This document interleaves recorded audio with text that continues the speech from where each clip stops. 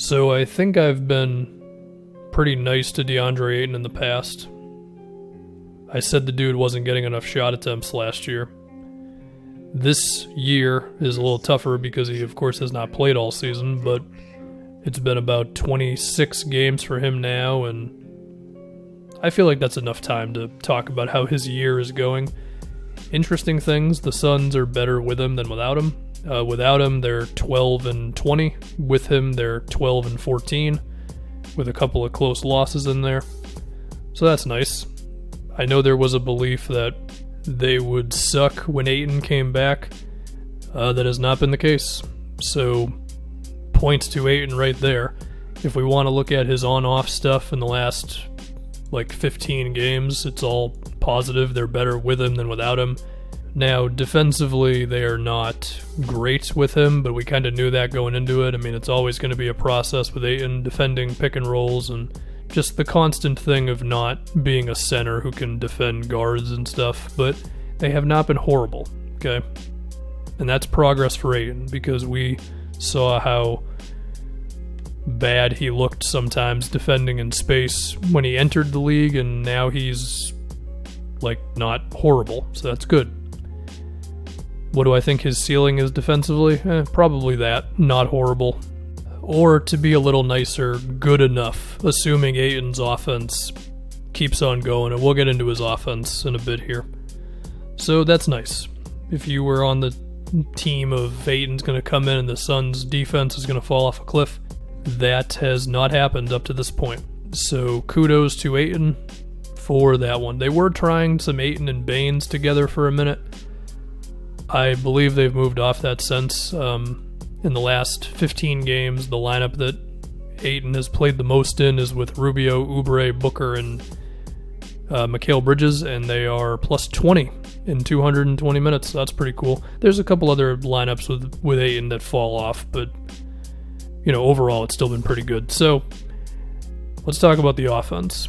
The first thing that I looked at was the shot attempts and the touches. So in the last 15 games, Oubre is shooting basically as many times as Ayton is. They're averaging both 19 points a game.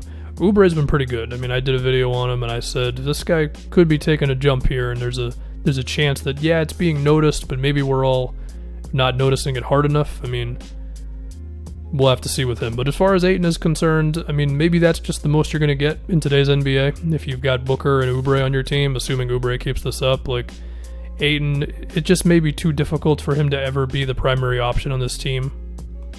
I think the free throw attempts would be the thing to monitor the most. I mean, he's only shooting 2 free throws a game in the last 15, and looking at Ayton's shot chart, he's attempting about 45% of his shots at the rim. A lot of his shots are either turnaround jumpers from 7 feet out or hook shots or whatever, but there's not a whole lot of just bodying dudes out of the way, I guess. And I think Ayton is going to need more of that to really unlock how good he can be, because, I mean, you look at in the month of February, he's had some games against the Nuggets. He had 28 points. He only shot 2 free throws. It's going to be tough to keep that up, Not saying it's impossible. I mean, he certainly gets his fair share of, offensive rebound putbacks and open pick and rolls and stuff, but I mean, if we compare him to Embiid, let's say, part of the reason why Embiid is so good on offense is because he lives at the free throw line, at least when he's really going for it. And maybe we're going to end up having a similar conversation about Ayton, which is this guy going 100% all the time? I mean, you look at a game he had against the Celtics where he did not have a good shooting night. He shot 8 for 22, but he also shot 11 free throws. And overall, he finished with 26 points, and the Suns won by 4. You're going to need that type of thing night after night, I feel like, to really be a big impact center when you're not going to be great defensively, right? And I think he's got the physical tools for it. I mean, he's certainly crafty around the block, and he's listed at 6'11", 250 pounds, and he's strong, he's graceful, he's a very good athlete. So I don't know, I guess it's just assuming he can do it, but waiting for him to actually do it with shooting more free throws. I mean, Again, he does like those turnaround jumpers and those hook shots. But sometimes it's like, listen, man, you just got to be the biggest dude on the floor and just get physical with a lot of these big guys. So hopefully he does that. He is a good passer. He's already had a couple of like 4 or 5 assist games, which I think is going to be necessary for him to be a big part of the Suns' offense. Is with the way the teams can swarm on bigs now in the post, and you're allowed to be way more physical defending guys with their back to the basket than on the perimeter. So you're going to have to be able to make plays. Do we need him to be Jokic? No. But maybe like Marc Gasol levels of just being able to read the defense, throw it to cutters and that sort of thing.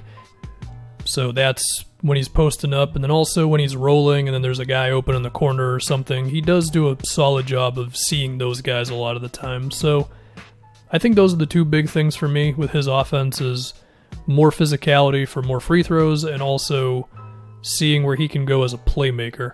His shooting is probably pretty good. I mean, his mid-range numbers have been solid throughout his career so far. His form looks good. He's very quick to take them, to the point where it's sometimes a little like, do you actually wish you were a shooting guard? His long twos could be a little better. He's like 35% on those. So, okay, he's pretty damn great from floater range, although some of those are like turnaround hook shots and stuff. Basically, he can do a lot on offense, but I think at a certain point, he sometimes gets a little too cute with the moves and not enough of just brute force, get out of my way, I'm going to dunk in your head. And that stuff matters as a big, especially nowadays where if you're not going to be awesome defensively, which maybe you think he can be a great defensive player, I think he can get to good enough. So if that's your ceiling defensively, then you have to be great on offense, or else the conversation could come up of, well, would the Suns not just be better off with a couple of $7 million centers and just more threes and, that whole conversation. I guess I'll talk about his rebounding for 4 seconds. The Suns in the last 15 games are the worst defensive rebounding team in the league. They're 24th in overall rebounding.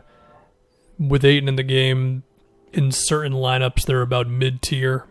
And I don't know what to make of all that. Is that a red flag? Is it fine? I think that's more of a wait-and-see kind of thing. Maybe this team could use like a 4 who can grab some rebounds like that. I mean, they basically just have a bunch of guards and small forwards. Like, they're 2 quote-unquote power forwards, because what the hell is a power forward nowadays, are basically Saric and Kaminsky, which, I mean, they're not bad. They both grab like 5 or 6 boards a game, but I don't know. Anyway, that's all I got on Deandre Ayton. Overall, I feel good about him. I do think he's at this point right now where it's like, you could tell me he's going to be one of a few different things in a couple years, and I'll believe you, whether it's a center who is talented but underwhelming, one of the best centers in the league, or being really, really good and making a couple all-star teams and stuff, but then it gets down to the playoffs, assuming the Suns are eventually making the playoffs. And then it's like, oh, wait a minute, can Ayton actually play in this game against this perimeter team, whoever it might be?